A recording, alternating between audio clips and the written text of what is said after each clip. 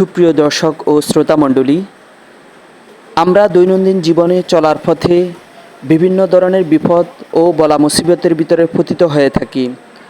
আমাদেরকে সেই বিপদ আর বলা মুসিবত থেকে মুক্তি পাওয়ার জন্যে অবশ্যই আমাদেরকে একটি দোয়া পড়তে হবে, যে দোয়াটি রাসূলুল্লাহ সাল্লাল্লাহু আলাইহি সাল্লাম আমাদেরকে শিক্ষা দিয়েছেন। চলুন আমরা সেই দোয়াটি শিক্ষা করে নিই। এর আগে আপনাদেরকে ছোট্ট একটা অনুরোধ করব, যারা এখনও আমাদের চ্যানেলটি সাবস্ক্রাইব করেননি, চ্যানেলটি সাবস্ক্রাইব করে আমাদের সাথে থাকুন। চলুন বিপদ বলা মুসিবত থেকে মুক্তি পাওয়ার জন্য কোন দোয়াটা পড়তে হবে আমরা সেই দোয়াটি শিখে নিই। দোয়াটি হলো এই: বিসমিল্লাহিল্লাযী লা ইয়াদুররু মা'a ইসমিহি শাইউন ফিল আরদি ওয়ালা ফিস সামাই ওয়া হুয়াস সামিউল আলীম।